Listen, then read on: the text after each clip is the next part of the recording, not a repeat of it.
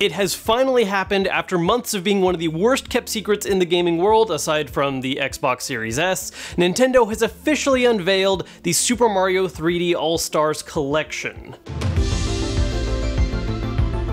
They dropped a surprise direct this morning announcing that, and a bunch of other Mario-related stuff. We're going to cover a lot of that, at least the stuff that I think is the most exciting.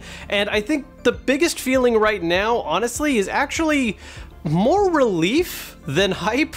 I mean, this has been one of the things that has been repeatedly rumored throughout the entire summer, with almost every week being some kind of like, they're gonna have a direct soon, it's gonna happen, they're gonna finally do it. And this week there was a much stronger sense of that was actually going to happen, and here we finally are. First off, real quick, let's just cover the other games that were announced very quickly. Alongside the 3D collection, we're also getting a Super Mario Bros. 35, which is basically like playing the old school Super Mario Bros. Game, but in a Battle Royale competitive mode with 35 players. Basically taking that original game and doing their version of Tetris 99 and arbitrarily going with the number 35 because 35th anniversary. The Switch is also getting an official port of Super Mario 3D World, which is adding online play and is now one of the final games to be missing from the kind of list of big hit Wii U games, at least, you know, games that people liked on the Wii U, not necessarily games that sold well, that has now made its way to the Switch. Alongside with Pikmin 3 later this year, there's not very much left on the Wii U that we could really need Switch ports for, aside from maybe Xenoblade Chronicles X.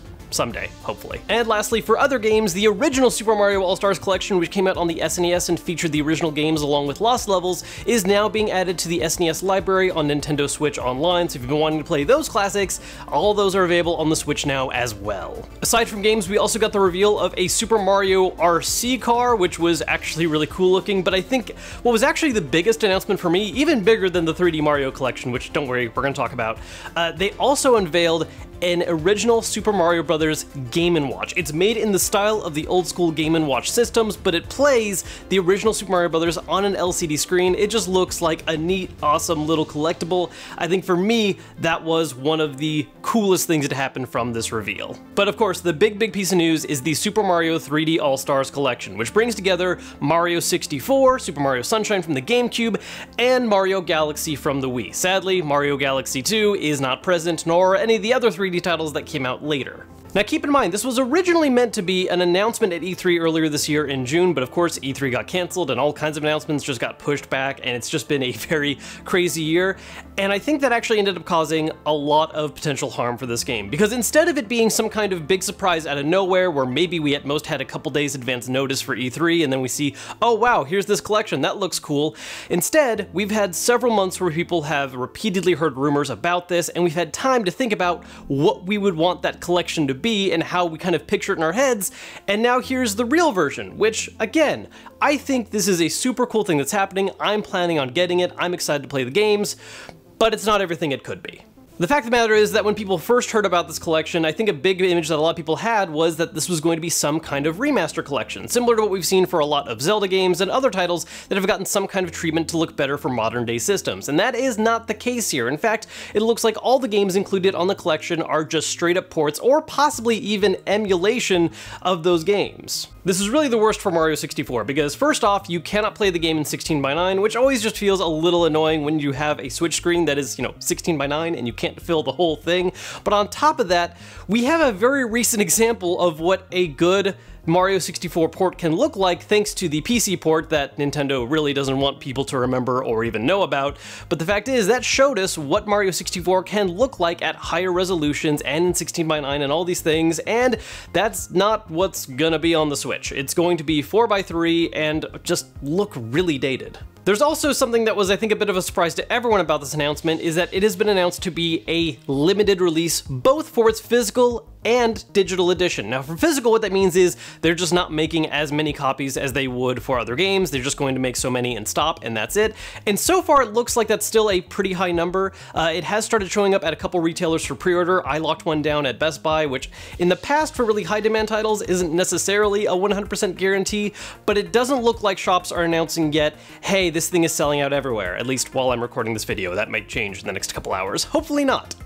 As for the digital edition, what this means is that the game is going to be made available on the 18th of this month, and it will be leaving the store at the end of March 2021. So if by then you do not buy the game, it is gone. Now there are some light conspiracy theories of why this is being handled this way. I think one of the more optimistic ideas is that, you know, if you don't buy the game by the 21st, a lot of those games are going to get individual releases down the line separately at maybe higher price points. You're not getting that cheaper bundle and maybe losing out on some extra goodies, but it just feels really weird, right? To do a limited digital release for something like this. Obviously, if you're really excited for this game and you already own a Switch, you're gonna buy it during that window. If you don't get it physically, you'll end up breaking down and buy it digitally, fine, whatever. But anyone who does not have a Switch yet, anyone who is saving up for it, planning to get one down the line, wants to buy it for a relative or something, and they want to play this game, if they don't have that Switch by the end of March, they're not going to be able to play it at all. And that is an awful feeling. Unless, of course, you go out of your way to find a physical copy at that point, which is probably going to be all kinds of insane reseller prices, and no one wants to pay that. Again, I am so relieved and also very excited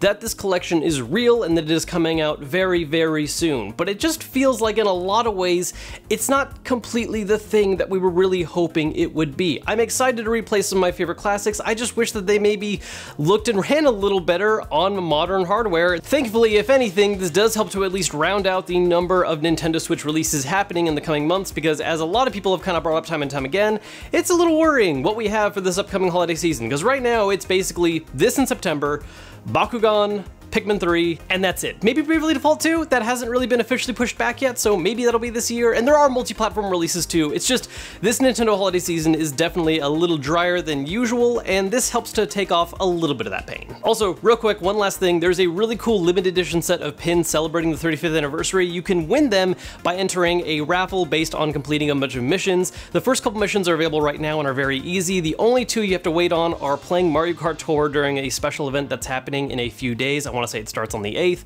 and also picking up the All-Star Collection, which is coming out on the 18th. So if you're interested in trying to win those pins, make sure to do all those little mini games and stuff on the website right now, and then get ready to play those games as soon as they come out.